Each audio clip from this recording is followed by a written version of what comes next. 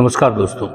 एक तरफ तो उम्र दराज 70 साल का बिल्कुल ऐसा व्यक्ति जो यूं कहें कि जवानों से ज्यादा दौड़ रहा है, नाम साफ है, सत्ता का बहुत बड़ा केंद्र किरोड़ीलाल मीणा। लेकिन दूसरी तरफ एक ऐसा नौजवान भी राजस्थान के अंदर राजनेता है जो सिर्फ जनता के दर्द को समझता है, जनता के दर्द को समझता ही नहीं, जनता के ताकत के ऊपर निर्दलीय जीत के आने का भी मादा रखता है। भारतीय जनता पार्टी और कांग्रेस जैसे दिग्गजों के गढ़ के अंदर उनको शिकस्त देकर जीत कर एक निर्दलीय के तौर पे वो मैदान में है और डटा हुआ है बिल्कुल ताकत के साथ में, और वो है रविंद्र सिंह भाटी।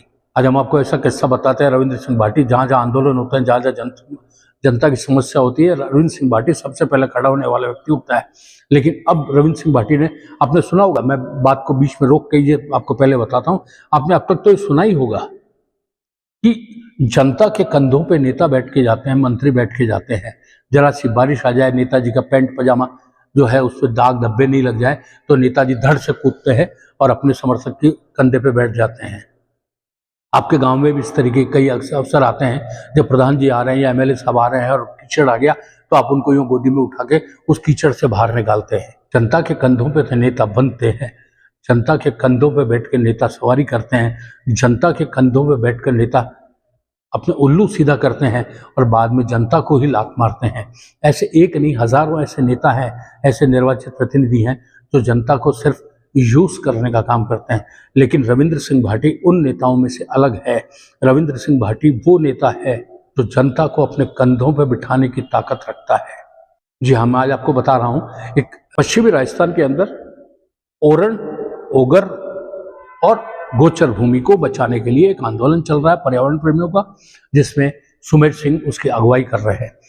सुमेर सिंह 32 दिन से बाड़मेर के कलेक्ट्रेट के बाहर धरना दे रहे थे। जब लोग उनकी आवाज को नहीं सुना गया तो उन्होंने बाड़मेर के तनोट माता मंदिर से जयपुर तक पैदल पद यात्रा करने का ऐलान कर दिया और वहां से सफर के लिए वो अपने निकल पड़े। उनके साथ साथ कारवा भी चलता जा रहा है। इसी बीच रविंद्र सिंह भाटी भी उस क्षेत्र के विकास के लिए और गोचर, ओगार और ओरण जमीन को बचाने के लिए अपनी जनता के साथ में खड़े हैं।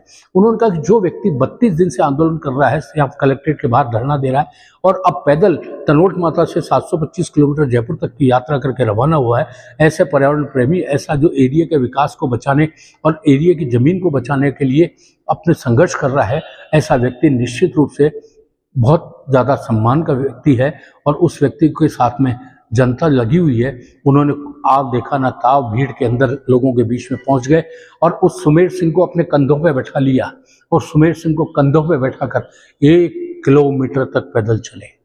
आज तक आपने कभी नहीं सुना होगा कि कोई एमएलए अपनी ही जनता को यहाँ कंधों पे बैठाकर 1 किलोमीटर तक दूर तक चले। उनका कहना था कि मैंने ऐसा कुछ भी नहीं किया, मैं भी तो जनता का दर्द समझता हूँ, जब मैं उसको कंधों पे लेकर चल सकता हूँ, क्योंकि वो डिजर्व करता है व्यक्ति।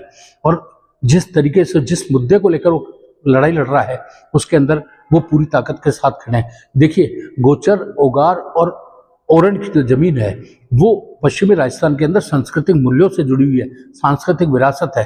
ये जानवरों के लिए बहुत बड़ी ये उपजाऊ है। वहाँ जो भी वनस्पति होती है वो वहाँ के क्षेत्र के विकास के लिए, यदि इनको विकास के नाम पर काट दिया जाएगा तो निश्चित रूप से प्रकृति के अंदर एक पर्यावरण का बहुत ज़्यादा असंतुलन हो जाएगा, जो आने वाले दिनों के लिए बहुत बड़ा संकट भी खड़ा कर सकता है।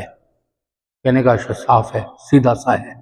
रविंद्र सिंह भाटी जैसे नौजवान एमएलएज यदि 2, 4, 5, 10 भी राजस्थान में हो जाएं तो निश्चित रूप से मान के चलिए, सरकार क्या, सरकारें ही झुकेगी, घुटनों के बल आएगी और वो सारे काम होंगे जो जनता चाहती है। जरूरत है सिर्फ एक नहीं, कई रविंद्र सिंह भाटी की। एक रविंद्र सिंह भाटी चल दिया है, अब दूसरे भी जुड़ जाएं तो ये काफिला बहुत बड़ा अपना रंग दिखा सकता है। आप बने रहिए हमारे साथ, हम आपको यूं ही अपडेट देते रहेंगे। तब तक के लिए दीजिए मुझे इजाजत। नमस्कार।